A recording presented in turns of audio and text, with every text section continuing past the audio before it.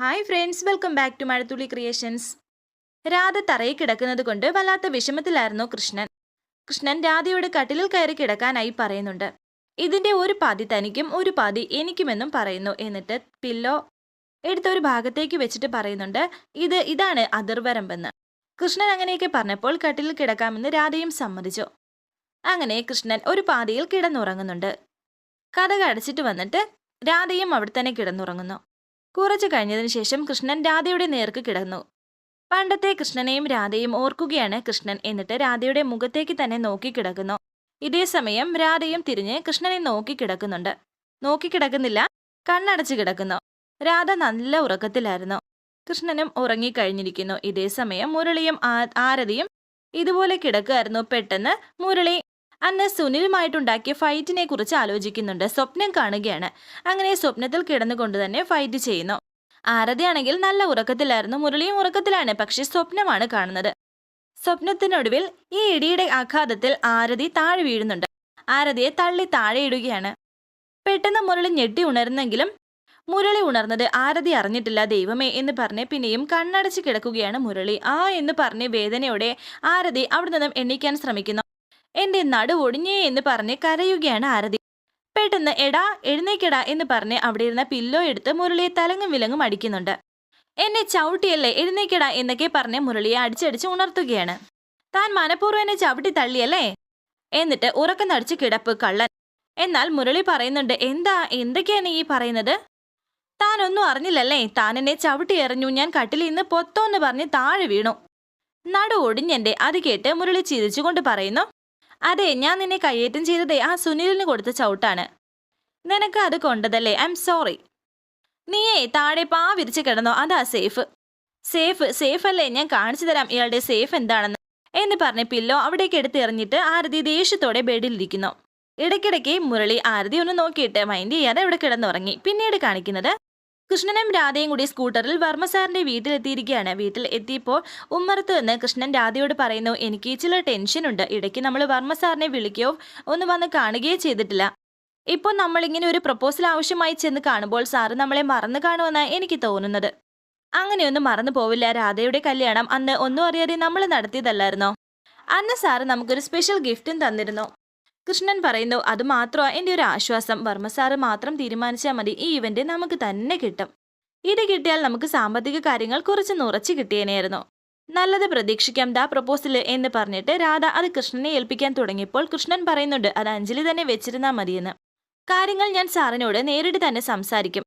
അത് കഴിയുമ്പോഴേ അഞ്ജലി തന്നെ കൊടുത്താൽ മതി. ബാ കയറ്, ഓൾ ദി ബെസ്റ്റ് എന്ന് പറഞ്ഞ് രണ്ടുപേരും പരസ്പരം ഓൾ ദി ബെസ്റ്റ് നേരുന്നുണ്ട്. ഇതേ സമയം വർമ്മ എന്തൊക്കെയോ തിരക്കിലായിരുന്നു. കുറെ സ്റ്റാഫുകളും ചുറ്റിലുണ്ട്.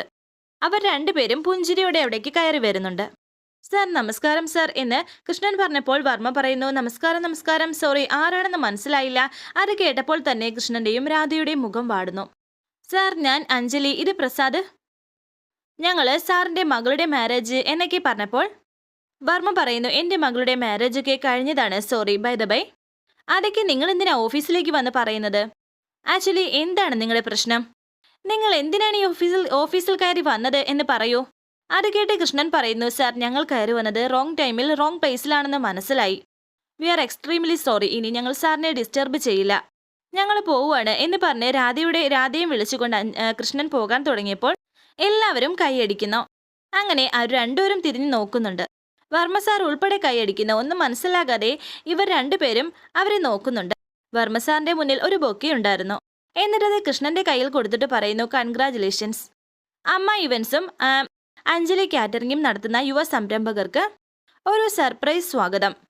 പ്ലീസ് ടേക്ക് യുവർ സീറ്റ് എന്ന് പറഞ്ഞ് രണ്ടുപേരെയും അവിടേക്ക് ക്ഷണിക്കുകയാണ് വർമ്മ. അങ്ങനെ രണ്ടുപേരും സന്തോഷത്തോടെ വരുന്നു. എന്നാലും ഇപ്പോഴും അവർക്കൊന്നും മനസ്സിലായിട്ടില്ല എന്താ സംഭവിക്കുന്നതെന്ന്. സാർ, ഒന്നും മനസ്സിലായില്ല എന്ന് കൃഷ്ണൻ അദ്ദേഹത്തോട് ചോദിക്കുന്നുണ്ട്. മനസ്സിലാവില്ല, കാരണം നിങ്ങളൊന്നും അറിഞ്ഞിട്ടില്ല. ഞങ്ങൾ നിങ്ങളെ ഒന്നും അറിയിക്കാത്തതാണെന്ന് വർമ്മ പറയുന്നു. എങ്കിൽ ഇപ്പോഴെങ്കിലും കാര്യം എന്താണെന്ന് അറിയിക്കൂ സാർ. ഞങ്ങളാകെ കൺഫ്യൂഷനിലാണ്, കിളി പാറുന്ന അവസ്ഥയിൽ എന്ന് രാധ പറഞ്ഞപ്പോൾ വർമ്മ പറയുന്നു, എങ്കിൽ പിന്നെ പറന്ന കിളിയെ കൂട്ടിൽ കൊണ്ടുവന്ന് കളയാം. എന്നിട്ട് അവരോട് ഇരിക്കാനായി പറയുന്നുണ്ട്. ഞങ്ങളുടെ കമ്പനിയുടെ CSR ഫണ്ട് കൊണ്ട് പ്രവർത്തിക്കുന്ന സംഘടനയാണ് വർമാസ് യൂത്ത് ക്രിക്കറ്റ് സർവീസ്. അത് നൽകുന്ന ഞങ്ങളുടെ ഈ വർഷത്തെ യുവ സംരംഭകർക്കുള്ള അവാർഡ് അമ്മ ഇവന്റ്സിന്റെ പാർട്ണറായ മിസ്സസ് അഞ്ജലിക്കും പ്രസാദിനും തരാൻ ഞങ്ങൾ തീരുമാനിച്ചിരിക്കുന്നു. അത് കേട്ട് അവർ സന്തോഷവാന്മാരായിരിക്കുന്നുണ്ട്. നിങ്ങൾ രാവിലെ ഓഫീസിലേക്ക് വിളിച്ച് പുതിയൊരു പ്രപ്പോസിന് ഇവന്റ് തരാൻ വന്നോട്ടെ എന്ന് ചോദിച്ചപ്പോൾ ഞാൻ തട്ടിക്കൂട്ടിയ ഒരു വെൽക്കം നാടകമായിരുന്നു ഇവിടെ നടന്നുകൊണ്ടിരുന്നത്. എനിവേ, ആ അവാർഡ് ദാനത്തിന്റെ പ്രോഗ്രാം കാർഡ് ആയിട്ടുണ്ട്. പ്രസാദ് അഞ്ജലി ദമ്പതികൾ നേരിട്ട് വന്ന് അവാർഡ് ഏറ്റുവാങ്ങി ഞങ്ങളുടെ ഈ സംരംഭത്തെ ധന്യമാക്കണമെന്ന് അപേക്ഷിക്കുന്നു. പ്രോഗ്രാം നോട്ടീസാണ്. ഡേറ്റും സമയവും സ്ഥലവും ഒക്കെ ഇതിലുണ്ട്, ഒന്ന് നോക്കി വെച്ചോളൂ എന്ന് പറഞ്ഞിട്ട് ആ കാർഡ് പ്രസാദിന്റെ കയ്യിൽ കൊടുക്കുകയാണ് വർമ്മ. അതിൽ ഈ മേഘനാഥിന്റെ ഫോട്ടോ ഉൾപ്പെടെ ഉണ്ട്. ചീഫ് ഗസ്റ്റായി വരുന്നത് നാഥൻ സാറാണോ എന്ന് കൃഷ്ണൻ ചോദിച്ചപ്പോൾ എൻ്റെ എല്ലാ കാര്യത്തിനും അദ്ദേഹത്തെയാണ് ഞാൻ വിളിക്കാറ്, നല്ലൊരു മനുഷ്യനാണ് അദ്ദേഹം എന്നൊക്കെ വർമ്മ പറയുന്നുണ്ട്. ഞങ്ങളുടെ അച്ചൂടനുമായിട്ട് അദ്ദേഹത്തിന് വലിയൊരു അടുപ്പമുണ്ട് സർ. നാഥൻ അങ്കിൾ എന്ന് പറഞ്ഞാൽ അവന് ജീവനാണ് എന്നൊക്കെ കൃഷ്ണൻ പറയുന്നുണ്ട്. അപ്പോൾ ഓൾ ദി ബെസ്റ്റ് എന്ന് പറഞ്ഞ് കൈ കൊടുക്കുകയാണ് വർമ്മ അവർക്ക്. അപ്പോൾ അവാർഡ് ഫംഗ്ഷനിൽ കാണാമെന്ന് അദ്ദേഹം പറഞ്ഞപ്പോൾ രാധ പറയുന്നു, അവാർഡ് തന്നതിൽ വലിയ സന്തോഷമുണ്ട് സർ.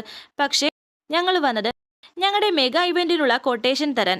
കൊടുത്തോളൂ, നമുക്ക് വേണ്ടത് എന്താണെന്ന് വെച്ചാൽ ചെയ്യാം. അങ്ങനെ അതും അവർ ഏറ്റെടുത്തിരിക്കുന്നു. എന്നാൽ പിന്നെ ഞങ്ങൾ ഇറങ്ങിക്കോട്ടെ എന്ന് പറഞ്ഞിട്ട് രണ്ടുപേരും സന്തോഷത്തോടെയാണ് അവിടെ നിന്ന് പോകുന്നത്. എന്നാൽ ആ നോട്ടീസ് രാധ ഇതുവരെ കണ്ടിട്ടില്ല. മേഘനാഥിന്റെ പിക്ചർ അതിലുണ്ടായിരുന്നു. പുറത്തേക്ക് വന്ന ശേഷം കൃഷ്ണൻ രാധയോട് പറയുന്നുണ്ട്, നാഥൻ സാറിന് നമ്മളെ കാണണമെന്ന് പറഞ്ഞതല്ലായിരുന്നോ, നമുക്ക് അതുവഴി ഒന്ന് പോയാലോ? പോകാമെന്ന് രാധയും സമ്മതിക്കുന്നുണ്ട്. നമുക്ക് ആദ്യം അദ്ദേഹത്തെ ഒന്ന് വിളിച്ചു നോക്കാം, സാറ് ഫ്രീ ആണെങ്കിൽ ഒന്ന് കാണാലോ എന്ന് പറഞ്ഞിട്ട് മേഘനാഥനെ ഫോൺ ചെയ്യുകയാണ് കൃഷ്ണൻ. അവർ തമ്മിൽ സന്തോഷത്തോടെ സംസാരിക്കുന്നുണ്ട്. ഞാൻ നിങ്ങൾക്ക് വേണ്ടി ഒരു സർപ്രൈസ് സംഘടിപ്പിച്ചിരുന്നു, അത് ഇപ്പോൾ വർമ്മ സാറ് പൊട്ടിച്ചു അല്ലേ എന്നൊക്കെ പറയുന്നുണ്ട്. പിന്നെ അവാർഡിന്റെ കാര്യവും സംസാരിക്കുന്നു, ഇവന്റിന്റെ കാര്യവും സംസാരിക്കുന്നുണ്ട്. എന്തായാലും അന്ന് നമുക്ക് നേരിൽ കാണാം എന്ന് ഈ മേഘനാഥൻ പറഞ്ഞപ്പോൾ കൃഷ്ണൻ പറയുന്നു, അന്ന് എന്തായാലും നമുക്ക് കാണാം സാർ, പക്ഷേ ഇന്നൊന്ന് കണ്ടാൽ കൊള്ളാമെന്നുണ്ട്. സാറിന്റെ ആഗ്രഹമല്ലേ ഞങ്ങളെ ഫാമിലി ആയിട്ട് ഒരുമിച്ചൊന്ന് കാണുമെന്ന് എന്നെ കൃഷ്ണൻ പറഞ്ഞപ്പോൾ മേഘനാഥൻ പറയുന്നു, പ്രസാദ് ഇപ്പോൾ ഫാമിലി ആയിട്ടാണെങ്കിൽ വീട്ടിലേക്ക് പോന്നോളൂ, ഇപ്പൊ ഞാൻ വീട്ടിലുണ്ട്. എനിക്ക് അച്ചൂട്ടനെ കാണാനും ഇപ്പോൾ ആഗ്രഹമുണ്ട്. അച്ചു സ്കൂളിലാണ് സാർ, അവൻ അവധി വരുന്ന ദിവസം ഒരിക്കൽ അവനെയും കൂട്ടി പിന്നീട് വരാം എന്ന് കൃഷ്ണൻ പറയുന്നുണ്ട്.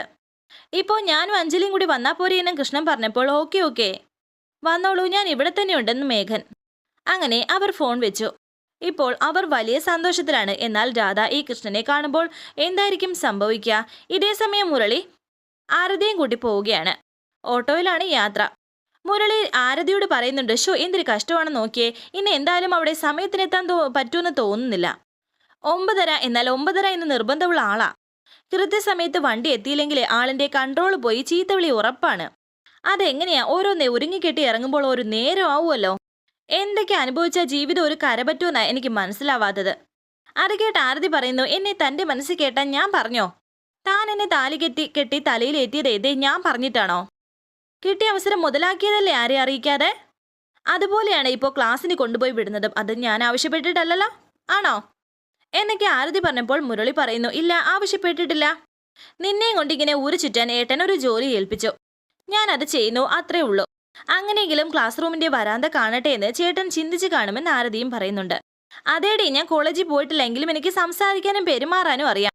ബഹുമാനിക്കുന്നവരെ ബഹുമാനിക്കാനും വഞ്ചിക്കുന്നവരെ തിരിച്ചറിയാനും അറിയാം. അങ്ങനെ രണ്ടുപേരും തമ്മിൽ ഇങ്ങനെ വഴക്കൂടി സംസാരിക്കുകയാണ്. കോളേജിൽ പോകുന്നില്ലെങ്കിലും നല്ല മനുഷ്യനായി ജീവിക്കാനും കൂടിയാണ് പഠിക്കേണ്ടത്. ഞാനിപ്പോൾ നല്ല മനുഷ്യനായി തന്നെയാണ് ജീവിക്കുന്നത് എന്ന് മുരളി പറഞ്ഞപ്പോൾ ആരതി പറയുന്നുണ്ട്, താൻ ഇനി എങ്ങനെ വേണമെങ്കിലും ജീവിച്ചോ, അതൊന്നും എന്നെ ബാധിക്കുന്ന പ്രശ്നമല്ല. അവസരം കിട്ടിയപ്പോൾ ഒരു സ്ത്രീയുടെ ജീവിതം സ്വന്തമാക്കി കീഴടക്കിയ ഒരു നീച ജന്മമാണ് താൻ. അവളുടെ സ്വപ്നങ്ങൾ തകർത്ത് കളഞ്ഞവൻ, അത്രമാത്രം. എനിക്ക് ദേഷ്യത്തോടെ ആരതി പറയുന്നു, ഞാൻ നിന്റെ ജീവിതം തകർത്തവനാണല്ലേടി. നിന്റെ ജീവിതം തകർന്നു പോയെങ്കിൽ പിന്നെ ഈ ഭാഗ്യശരീരം എന്തിനാ ഞാൻ ഈ വണ്ടിയിൽ കയറ്റിക്കൊണ്ട് നടക്കുന്നത്? നിനക്ക് ഞാനൊരു പണി തരുന്നുണ്ട്, നീ അറിയും അതെന്താണെന്ന് എന്നൊക്കെ മുരളി ഇങ്ങനെ മനസ്സിൽ വിചാരിക്കുന്നു. ഇതേ സമയം മേഘനാഥിന്റെ കാറ് എന്തിനോ കൊണ്ടുപോയിരിക്കുന്നുണ്ട്, റിപ്പയർ ചെയ്യാനെങ്ങാണ്ട്. അത് പെട്ടെന്ന് തന്നെ ഇവിടെ കൊണ്ടുവരണമെന്ന് മേഘനാഥൻ ഫോണിൽ കൂടി സംസാരിക്കുന്നു. ഇതേ സമയത്താണ് ജ്യൂസുമായി ജോലിക്കാരി വന്നത്. ഫുഡിന് ഞാൻ പറഞ്ഞ സ്പെഷ്യൽ ഐറ്റംസ് ഒക്കെ വാങ്ങിച്ചായിരുന്നോ എന്നൊക്കെ മേഘനാഥൻ ചോദിക്കുന്നുണ്ട്. എല്ലാം വാങ്ങിക്കാൻ പറഞ്ഞു വിട്ടിട്ടുണ്ടെന്ന് ആ വേലക്കാരിയും പറയുന്നു, ജോലിക്കാരി. കൃഷ്ണനും രാധയ്ക്കും വേണ്ടിയാണ് കുറെ ഫുഡുകളൊക്കെ ഉണ്ടാക്കാമെന്ന് മേഘനാഥൻ വിചാരിക്കുന്നത്. ഒരു വെൽക്കം ഡ്രിങ്ക് പോലെ ഒരു ജ്യൂസും റെഡിയാക്കി വെക്കാൻ മേഘനാഥൻ പറയുന്നു. പിന്നെ ഈ മേഘനാഥിനെ ആരോ ഫോൺ വിളിക്കുന്നുണ്ട്. അവർ രണ്ടുപേരും ഈ മേഘനാഥന്റെ വീടിന്റെ ഗേറ്റിന്റെ ഭാഗത്ത് എത്തിയിരിക്കുന്നു. ഇത് തന്നെയാണോ വീട് എന്ന് രാധ ചോദിച്ചപ്പോൾ ഇത് തന്നെയാണെന്ന് തോന്നുന്നു എന്ന് കൃഷ്ണനും. പ്രസാദേട്ടൻ മുൻപേ വന്നിട്ടുണ്ടോ എന്ന് രാധ ചോദിച്ചപ്പോൾ ഇല്ല, പക്ഷേ നാഥൻ സാറ് പറഞ്ഞിട്ടുണ്ട്. ഇതുവഴി ഒരിക്കൽ പോയപ്പോൾ നാഥൻ സാറിന്റെ കാർ ഇവിടെ കിടക്കുന്നത് ഞാൻ കണ്ടിട്ടുണ്ട്. അങ്ങനെ രണ്ടുപേരും ഗേറ്റ് തുറന്ന് അകത്തേക്ക് പോകുന്നു. പെട്ടെന്നാണ് രാധയുടെ ഫോണിലേക്ക് ഗീത ടീച്ചർ വിളിക്കുന്നത്. അച്ചൂട്ടന് ചെറിയൊരു പനി, 2-3 വട്ടം ഛർദ്ദിക്കുകയും ചെയ്തു എന്നും പറയുന്നുണ്ട്. അവൻ ഇപ്പോൾ പെട്ടെന്ന് കുഴഞ്ഞു വീഴുകയായിരുന്നു. എന്റെ ദൈവമേ, കുഴഞ്ഞു വീണോ എന്ന് പറഞ്ഞ് പരിഭ്രാന്തിയായിരിക്കുകയാണ് രാധ. പിന്നെ സംസാരിച്ചിട്ടാണെങ്കിൽ ഒന്നും കേൾക്കുന്നതുമില്ല. അച്ചൂട്ടൻ സ്കൂളിൽ കുഴഞ്ഞു വീണ് പ്രസാദേട്ട എന്നൊക്കെ വളരെ ടെൻഷനോടെ രാധ കൃഷ്ണനോട് പറയുന്നുണ്ട്. എന്ത് പറ്റിയതാണെന്ന് അറിയില്ല പ്രസാദേട്ടൻ, വാ നമുക്ക് സ്കൂളിലോട്ട് പോകാം എന്ന് രാധ പറഞ്ഞപ്പോൾ കൃഷ്ണൻ പറയുന്നു, പോകാം, പക്ഷേ വർമ്മ സാർ മേഘൻ സാറിനോട് ഒന്ന് പറഞ്ഞിട്ട് പോകാമായിരുന്നോ? അതൊക്കെ പിന്നെ പറയാം, നമുക്ക് ഫോണിൽ വിളിച്ച് പറയാം, ഇപ്പോൾ എന്തായാലും നമുക്ക് പോകാം.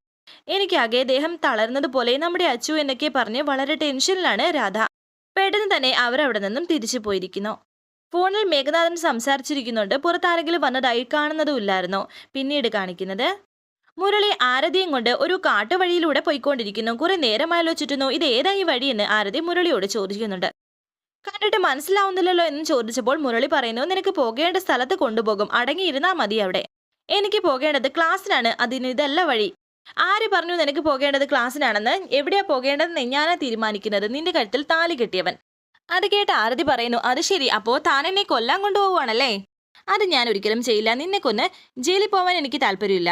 തനിക്കെതിരെ ഗാർഹിക പീഡനത്തിന് ഞാൻ പരാതിപ്പെടും, നോക്കിക്കോ എന്ന് ആരതി പറഞ്ഞപ്പോൾ മുരളി പറയുന്നുണ്ട്, നിനക്കെതിരെ നമ്മുടെ വീട്ടിലെ എല്ലാവരും നിരനിരയായി മൊഴി കൊടുക്കും. ഒപ്പം പീഡിപ്പിക്കുന്നത് നീ എന്നെയാണെന്ന് പറയുകയും ചെയ്യും. ആകെ ടെൻഷനാവുകയാണ് ആരതി. ഒരു കാട്ടിൽ കൊണ്ടുപോയി വിട്ടിട്ട് പറയുന്നു, ഏതായാലും എത്തേണ്ട സ്ഥലത്തെത്തി, ഇനി നിനക്ക് ഇറങ്ങാം, ഇങ്ങോട്ട് ഇറങ്ങ് പെട്ടെന്നാവട്ടെ എന്നും മുരളി പറയുന്നുണ്ട്. ഒരു ടെൻഷനോടെയും പേടിയോടെയും ആരതി വണ്ടിയിൽ നിന്നും ഇറങ്ങിയിട്ട് ചോദിക്കുന്നു, ഇത് ഏത് സ്ഥലമാണെന്ന്. ഇത് എന്തിനുള്ള പുറപ്പാടാ, എന്താ തന്റെ ഉദ്ദേശം? അത് കേട്ട് മുരളി പറയുന്നു, ഇത് ഏത് സ്ഥലമാണെന്നൊന്നും എനിക്കറിയില്ല, നിന്നെ ഞാനിവിടെ കളഞ്ഞിട്ട് പോകുന്നു. വല്ലാത്ത അഹങ്കാരമാണ് നിനക്കിപ്പോ. ആ അഹങ്കാര നിന്നെ കിട്ട ഓരോന്ന് ചെയ്യിപ്പിക്കുന്നത്. സായി കേട്ടാ ഞാൻ ഇങ്ങനെ ഒരു കടുങ്കൈ ചെയ്യുന്നതെന്ന് നീ അങ്ങ് വിചാരിച്ചാ മതി. പിന്നെ ഇതൊരു കാട്ടുവഴിയാണ്. നീ എന്നോട് പറഞ്ഞതും ചെയ്തതിനെ കുറിച്ചൊക്കെ ഇവിടെ ഇരുന്നും കിടന്നോക്കി സ്വസ്ഥമായിട്ടങ്ങ് ആലോചിച്ചാൽ മതി. അപ്പോൾ അതിലെ തെറ്റുകളെ കുറിച്ച് നിനക്ക് ബോധ്യം വരും. അങ്ങനെ ഒരു വെളിവ് കിട്ടുമ്പോൾ ആരോടെങ്കിലും വഴി ചോദിച്ചങ്ങ് വന്നാ മതി. അതുവരെ ഒറ്റയ്ക്ക് നീ ഇവിടെ നിന്നങ്ങ് ചിന്തിക്കേ. നല്ല തണലും കാറ്റും ഒക്കെ ഉണ്ട്, നിന്ന് തളർന്നാലേ ഇരുന്നും കിടന്നും ചിന്തിക്കാം. ഇത് കേട്ട് ആരതി പറയുന്നു, താനെന്താ തമാശയാണോ പറയുന്നതെന്ന്. വീണ്ടും മുരളി പറയുന്നുണ്ട്, അല്ല, സീരിയസ് ആയിട്ട് തന്നെയാ പറയുന്നത്. വെളിവുണ്ടായാലേ തിരിച്ചു വന്നാ മതി, അപ്പോൾ നമുക്ക് വീണ്ടും കാണാം എന്ന് പറഞ്ഞ് മുരളി വണ്ടി കയറുന്നു. എടോ എന്ന് പറഞ്ഞ് ആരതി കയറാൻ തുടങ്ങിയപ്പോൾ ആരതിയെ പിടിച്ചങ്ങോട്ട് തള്ളിയിട്ട് മുരളി വണ്ടി എടുത്ത് പോകുന്നുണ്ട്. എടോ നിക്കടോ എന്ന് പറഞ്ഞ് ആരതി പിറവി ഓടുന്നുണ്ടെങ്കിലും വണ്ടി നിർത്തുന്നില്ല.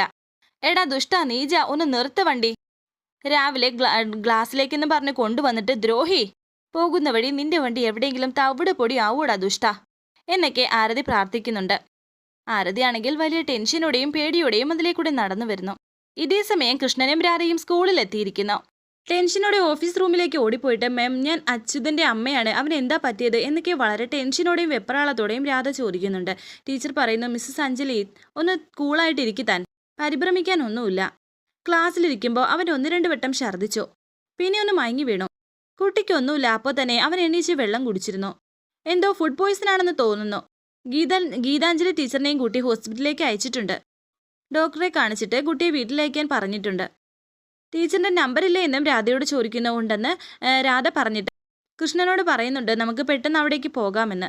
അങ്ങനെ ഗീത ടീച്ചറിനെ വിളിച്ചു ചോദിക്കുകയാണ് രാധ. ഇതേ സമയം ആ കാട്ടുവഴികളിലൂടെ പേടിച്ച് മുന്നോട്ടേക്ക് നടക്കുകയാണ് ആരതി. വരാനിരിക്കുന്ന പുതുപുത്തൻ എപ്പിസോഡുമായി വീണ്ടും കാണാം. Thank you for watching. Please subscribe, like, share my channel.